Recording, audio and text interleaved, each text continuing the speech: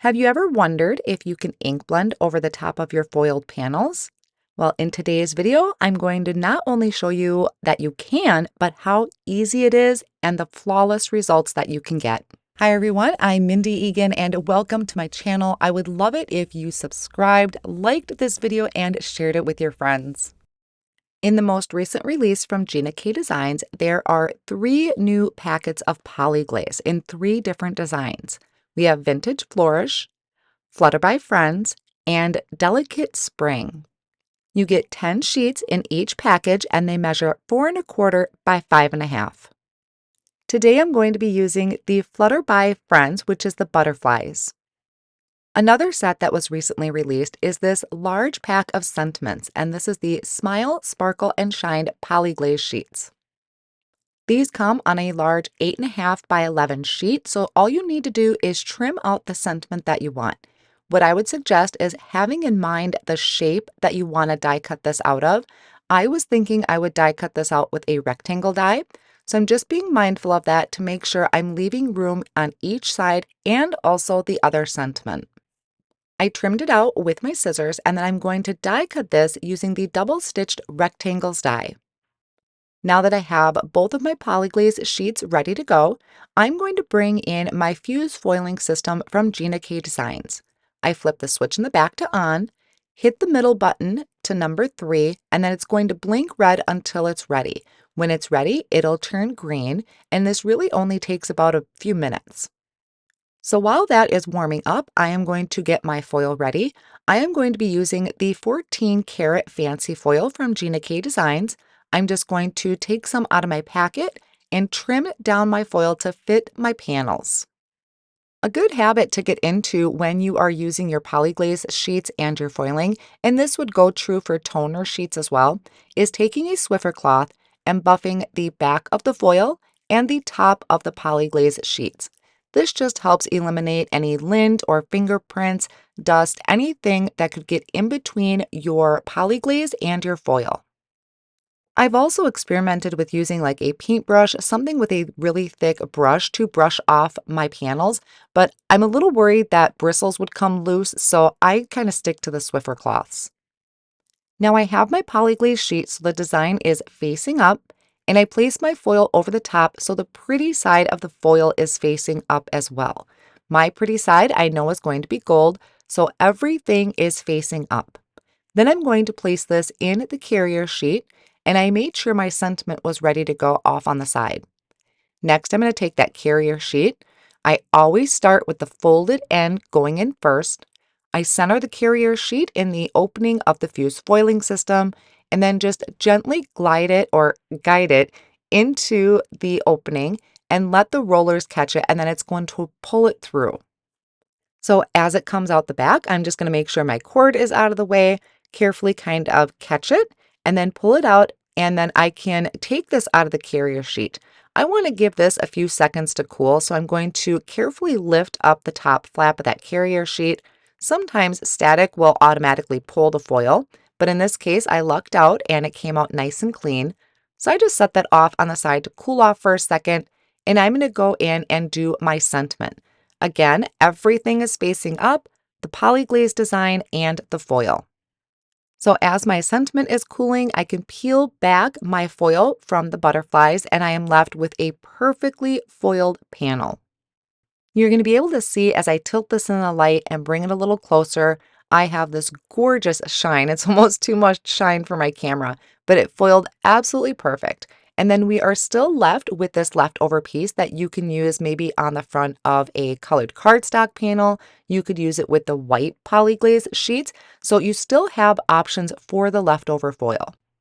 Now I'm going to pull out my sentiment since that cooled off for a few seconds. I'm going to peel this back, and this also foiled absolutely perfect. Again, you can save that extra for another project. Now that everything is foiled, we can move on to the magic of today's video, which is ink blending over the top of your foil. And yes, you absolutely can. Today, I am going for a rainbow. I'm going to start with medium carnation in a blending brush, and I'm going to go over this fairly light-handed. I don't want to push too hard with the bristles of my brush and risk rubbing anything off. It's not that it rubs off easily, but because we're putting so much friction onto our card to apply the ink, I want to go in fairly light-handed. So if you want a darker color onto your panel, I would suggest going with a darker shade of ink. Mine is going to come out on kind of fairly the pastel side. It's going to be a really light blend. Now my next color is going to be Lemon Drop. When I did the pink, I went about a third of the way down the front of the cardstock, and now with the Lemon Drop, I'm coming in right in the center, but I'm going to blend a little bit up into the pink and a little bit down so that when I bring in my next color, those two can overlap. So I'm really just using 3 colors, but I'm going to get 5 total out of this whole panel. Now in between, I did clean up my work surface a little bit and wipe up some of that pink and some of that yellow just so it didn't mix with my blue. I'm bringing in the Turquoise Sea, and I really wanted to get a strong blue shade towards the bottom. But then as I blend up into the yellow, I'm going to get this really nice light shade of green. And what's happening here is that the foiling is resisting that ink. Even when I took a paper towel to maybe try and buff over it, I didn't find I had a lot of excess ink on the top of the foil. With all my ink blending done, I can bring in my sentiment, and I already knew I wanted to trim that background panel down, and I felt like the sentiment was cut out a little bit too large. So I dug through my stash and I found this rectangle out of the Master Layouts 12 die set. You could absolutely just trim this out with your paper trimmer, but I really like having that stitched edge, and that fit my sentiment perfectly. So with it trimmed out to that smaller size, I feel like I'll be able to see the butterflies more. Now I can go ahead and trim out that background with the Master Layouts 2 die set. You can absolutely just use that whole piece as is, but I wanted to trim that down, and I like having that really nice beveled edge that the die provides. So you can see as I bring in the sentiment, the butterflies are a nice background, but not too overpowering. I want to add dimension to my card front, and I like to use a mix of cardstock and foam tape to do this. So I just took some scratch cardstock that I have. I trimmed out 2 pieces that are going to fit behind my panel. I believe this one measures about 3 3/4 by 5 inches. So I always cut my cardstock just a little bit smaller. And then I'm going to attach these 2 panels behind my butterflies using the Gina K Designs dot runner. And that's going to give me just a little bit of lift off the front of the card. I'm going to be using a white cardstock panel cut to 4 1/4 by 5 1/2. So it's going to leave me a beautiful white border going around the butterflies. I played around with different colors of cardstock to be that kind of base piece, but I really just fell in love with the white and thought it made all of the colors stand out a lot better. I went ahead, added some dot runner behind my foiled panel and attached that to that card front, and later on off screen, I attach it to a side folding card base. Now for the sentiment, I am going to line that with some foam tape. So I feel like if I use a mixture of cardstock and foam tape, then I'm not going through everything as fast.